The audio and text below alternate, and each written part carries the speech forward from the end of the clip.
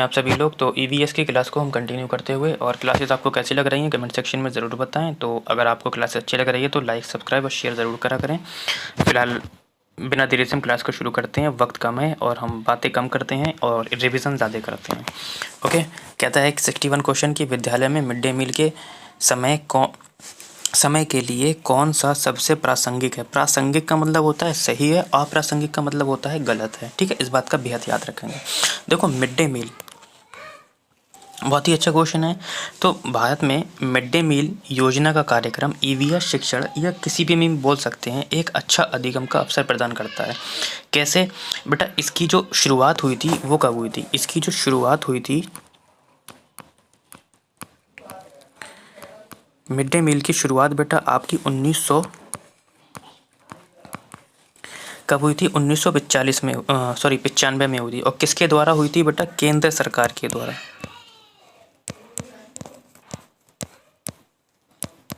Okay, तो केंद्र सरकार द्वारा की गई थी। इस योजना का उद्देश्य उच्चतम माध्यमिक विद्यालय के बच्चों के शिक्षण के साथ आहार या पोषण उपलब्ध कराना, ताकि बच्चों की पोषणहीनता से बचाया जा सके। ठीक है, जो बच्चों को नहीं प्राप्त हो रहा था उससे बचाया जा सके, और इस प्रकार ये बच्चों को शिक्षण के प्रति प्रेरित करने में भी मदद करता है। ठीक है, तो अब पढ़ लेते हैं। कहता है कि ये शिक्षण अधिगम के बहुत ही मूल्यवान समय को बर्बाद करता है। ये तो बिल्कुल नहीं होगा।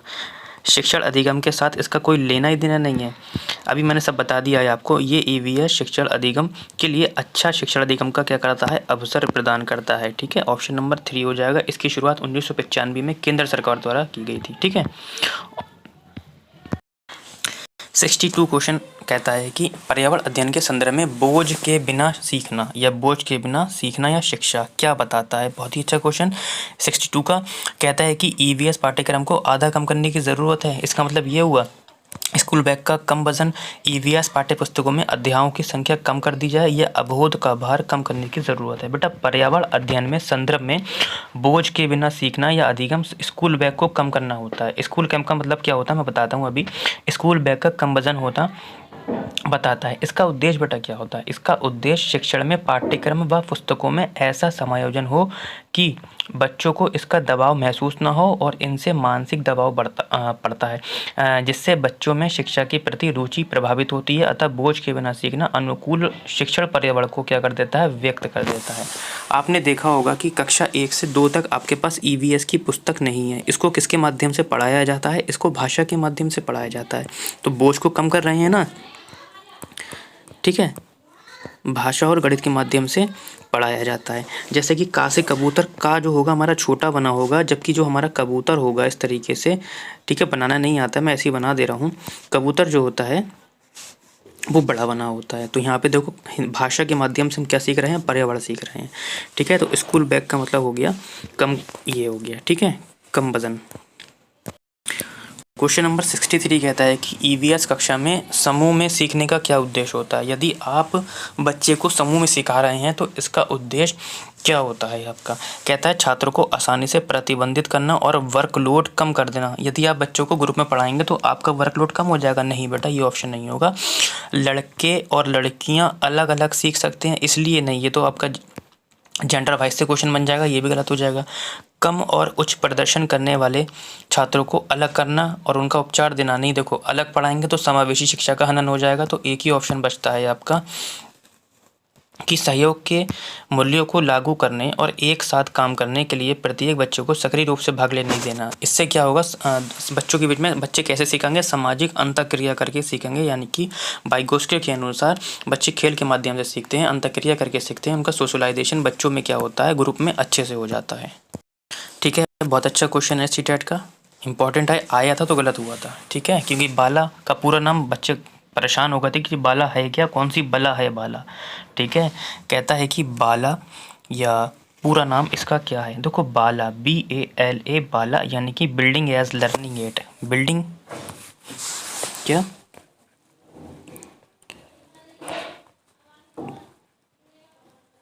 ठीक है, बिल्डिंग एज लर्निंग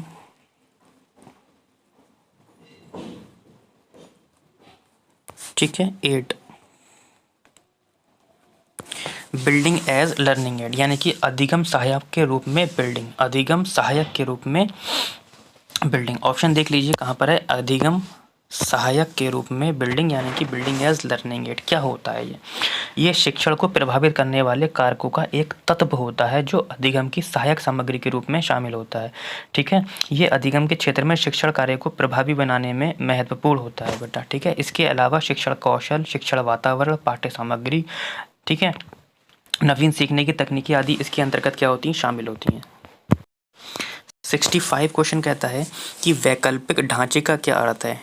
कहता है सभी प्रकार जो दृढ़ता से बच्चों द्वारा अर्जित किए जाते हैं, विभिन्न भौतिक घटनाओं का पाठ्यपुस्तक स्पष्टीकरण या विचार जो अवधारणाओं के औपचारिक रूप से स्वीकृत स्पष्टीकरण से अलग है या वर्तमान में वैज्ञानिक और सामाजिक वैज्ञानिक द्वारा आयोजित होता है। तो वैकल्पिक ढांचा क्या है आप, तो पहले ये समझ लेते हैं कि सर वैकल्पिक ढांचा है क्या। देखो वैकल्पिक ढांचे का अर्थ है वह विचार जो अवधारणाएं, जो बच्चे अवधारणाएं सिखाई जाती हैं या सीखते हैं, अवधारणाओं को औपचारिक रूप से स्वीकृत स्पष्टीकरण से अलग हैं। इस प्रकार वैकल्पिक ढांचा नवीन विचारों को क्या करता है, प्रोत्साहित करता है। जो अवधारणाएं होती हैं औपचारिक रूप से स्वीकृति स्पष्टीकरण से क्या होती हैं, अलग होती हैं। इस प्रकार वैकल्पिक ढांचा क्या करता है, नवीन विचारों को प्रोत्साहित करता है। वैकल्पिक ढांचे का शब्द का सर्वप्रथम प्रयोग ड्राइवर ने किया था। गाड़ी चलाने वाला ड्राइवर नहीं है बेटा, ड्राइवर एक नाम है। ठीक है, और इसेल ने किया था, किसने किया था, इसले द्वारा 1978 में किया गया था आपका। ठीक है, तो फिलहाल हमारा ऑप्शन क्या होगा 65 का, कि विचार जो अवधारणाओं के औपचारिक रूप से स्पष्टीकरण से अलग हैं। 66 कहता है कि महिलाएं पुरुषों की तुलना में कमज़ोर हैं। ये एक क्या है, देखो कोई भी x y से कम है, तो कोई भी x y से ज़्यादा है, कोई भी y x से कम है, ये इससे ज़्यादा गुना काम कर सकता है, ये कम कर सकता है, ये घर का काम करेगा, ये लड़की बाहर का काम नहीं कर सकती, लड़की PhD नहीं कर सकती। ये सब जेंडर वाइज से बेटा संबंधित है। ठीक है, क्या है सब ये रूढ़िबद्ध धारणाएं हैं। क्या है ये 66 का क्या हो जाएगा आपका 4 हो जाएगा। ठीक है, एक क्वेश्चन आपको जेंडर वाइज से मिलेगा। क्वेश्चन नंबर 67 कहता है बेटा आज इसके लिए एक मैप नहीं ले पाया हूँ मैं, इसलिए समझा नहीं पाऊँगा। ठीक है, तो मैं केवल इसका उत्तर बता देता हूँ। ठीक है, यदि आप लोग के पास मैप हो या आप लोग मोबाइल से निकाल लेना तो उसमें से देख लेना उसका उत्तर क्या होगा। भारत में बिहार के सापेक्ष जम्मू कश्मीर और गोवा की स्थिति क्या है। तो एक बार मैं चलो अच्छा बना के दिखा देता हूँ।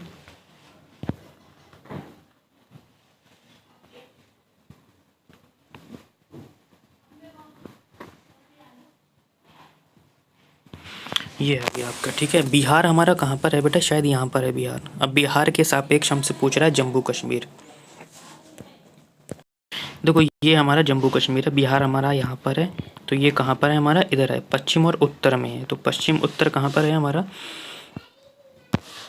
ये आ गया पश्चिम उत्तर। अब हमसे पूछा है गोवा, गोवा हमारा बेटा है यहाँ पर। ठीक है, तो ये कहाँ पर आ रहा है, देखो यहाँ पे, यानी कि दक्षिण और पश्चिम आ जाता है। ठीक है, तो मैंने क्लियर कर दिया मैप, आज मैं इसमें डाल नहीं पाया, इसके लिए माफ़ी चाहता हूँ। फिलहाल आप यहाँ से समझ लीजिए। ठीक है, आगे बढ़ते हैं और क्वेश्चन नंबर 68 कहता है आपसे कि वाष्पीकरण की प्रक्रिया निम्नलिखित में से किस स्थिति में सबसे धीमी होगी। वाष्पीकरण की अगर प्रक्रिया है तो सबसे ज़्यादा किस में कम होगी, ये आपको बताना है। कहता है सतह क्षेत्र और तापमान दोनों में कमी हो तब, सतह के क्षेत्रफल और तापमान दोनों में वृद्धि हो तब, सतह क्षेत्रफल बढ़ता है लेकिन तापमान घटता है तब, यह सतह क्षेत्र घटता है लेकिन तापमान बढ़ता है तब। 68 का आपको देखो वाष्पीकरण कहते किसे हैं, पहले तो ये समझ लीजिए।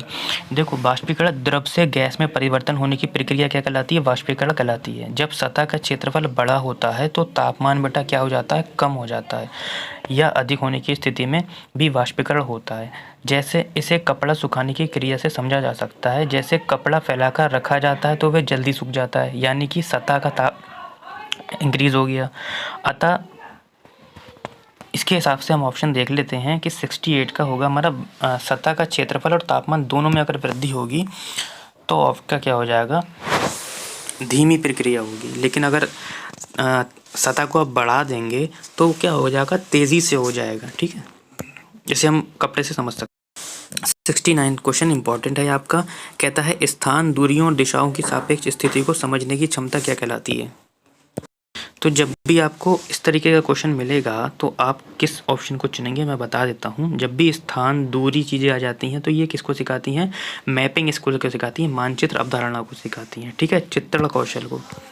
जैसे स्थान दूरी से क्या, जैसे कि बच्चे से पूछा हमारा घर यहाँ, आपका घर यहाँ पर है, आप स्कूल आते हो तो कितनी मोड़ पड़ते हैं, कितनी रास्ता पड़ते हैं? बच्चा कहता है पहले मैं सीधे आया और फिर लेफ्ट में मुड़ गया, उत्तर में मुड़ गया। तो यहाँ पे देखो किसकी दूरी भी पता चल जाती है, दिशा भी पता चल जाती है, स्थान भी पता चल जाता है, ठीक है, इस तरीके से।